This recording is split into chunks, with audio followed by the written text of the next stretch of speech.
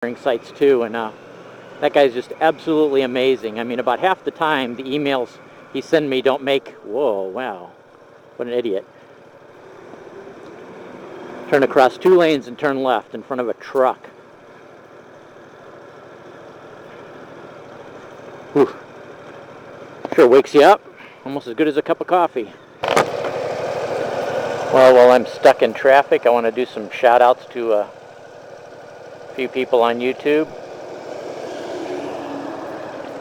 First off, I want to thank shoutouts for doing that nice response video. Not only showing us some cool old gas pumps at an old gas station, but also finding a real nice tour director that was willing to share all that nice history of that area. I don't know why they do this with the construction. Every year, there's 2 parallel routes. Let me explain. There's off to the left is the Fox River, and there's 2 routes. One on the east side, which is 25, and that's all tore up all through this same area.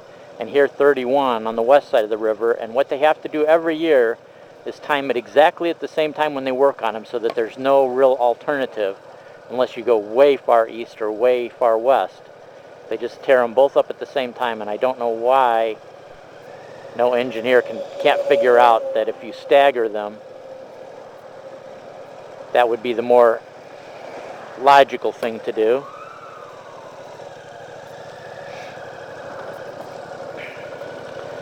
Because basically it leaves you with no easy alternative, but oh well, I guess I'm not an expert traffic engineer myself, so maybe there's some logic behind it. I just failed to see it. So anyway, back to the shout-outs. Also, Blue Gem, and I'm not going to try to even remember the numbers, because once it gets to 3 or more, my mind isn't going to function and concentrate on my driving. But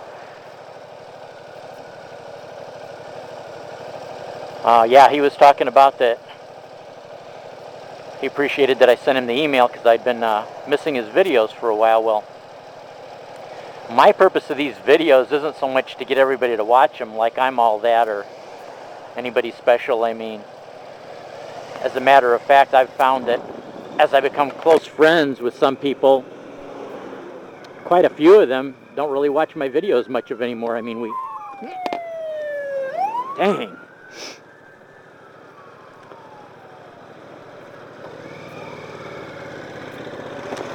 Okay, we'll get through this without an accident. Where I'm actually going right now is to get my driver's license renewed, if I make it in one piece and alive.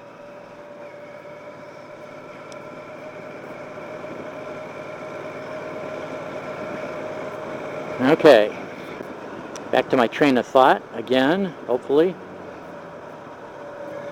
Yeah, Blue Gem, to me it is all about getting to know each other, the conversation with each other. Hopefully eventually getting to do meetups. Like next year, shoutouts coming out west and planning on doing a trip. I don't know if it's solidified or it's still just in the planning stages of a trip along the Missouri River, and there's a chance I might be able to join him, depending on finances and stuff, as always. But yeah, take a trip out along the Missouri River out west. That would be kind of fun. But yeah, to me, it's all about the brotherhood of bikers and the meetups and stuff.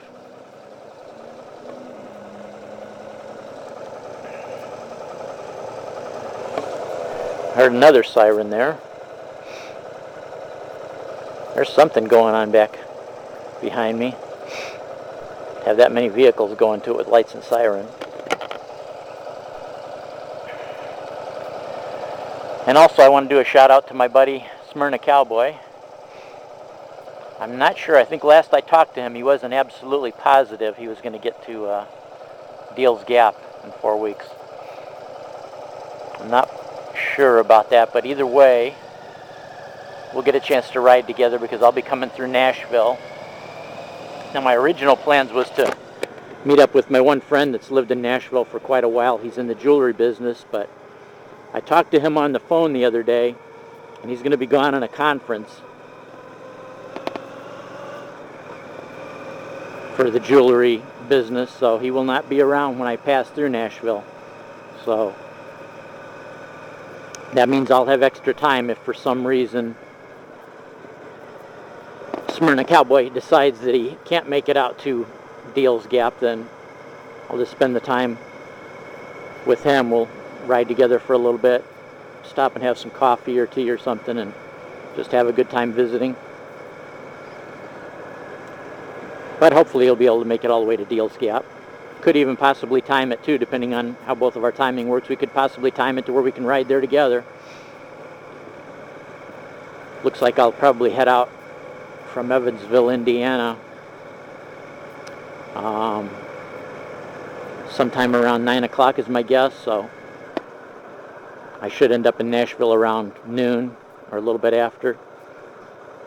So still plenty of time to make it clear to the Smoky Mountains and the Deals Gap Resort.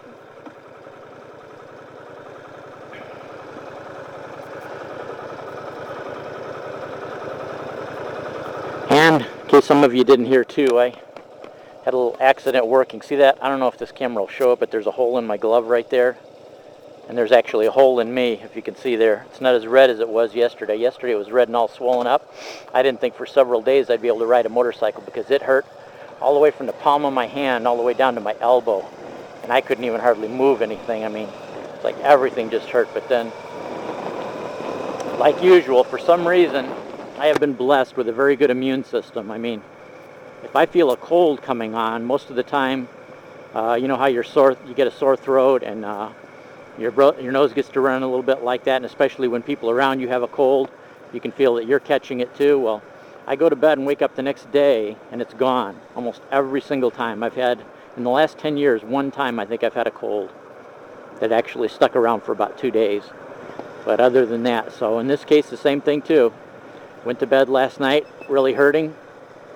Woke up this morning, all the tenderness was gone, almost all the redness is gone. Doesn't even hurt to touch it, I mean. But yesterday I would not have been able to pull the clutch in with my left hand. It was hurting so bad and it was so sore. Kind of hurts your profits on the job when you gotta pay the biggest part of it to the doctor. That was right after I was talking to my grandson about safety with nails sticking up. So what did I do? Give him a demonstration, put my hand right into one of them. Went in about halfway. He kind of looked at me real stunned as he saw the blood squirting out the little hole in my glove, but kind of just wiped it off and kept on going.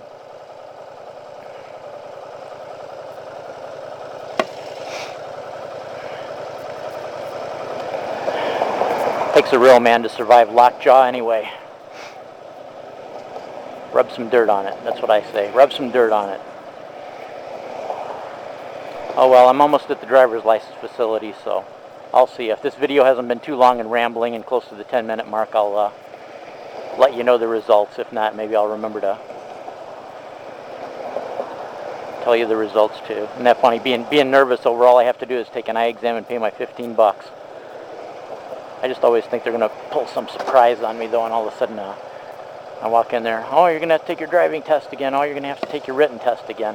One time I went in there and I had to actually take 3 tests. That was back when they would do a rotation thing to where I think every so many renewals you had to take your written part again.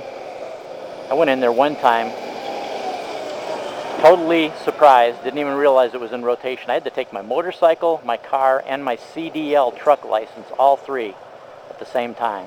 No studying, no nothing. And man, I thought I'm going to lose one of these 3 probably, but I think I got perfect on the car one. I think I missed 1 on the motorcycle, and I think I missed 2 on the CDL, so I passed them all with room to spare, and didn't study or anything. I mean, I think the last time I looked at the book for CDL was when I first went for my CDL license.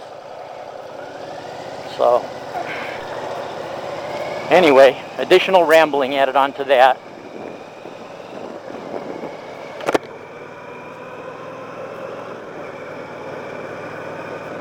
I know it's It's unbelievable. You guys talking about that you get on the bike and can't think of anything to talk about. I can't think of anything to shut up about most of the time.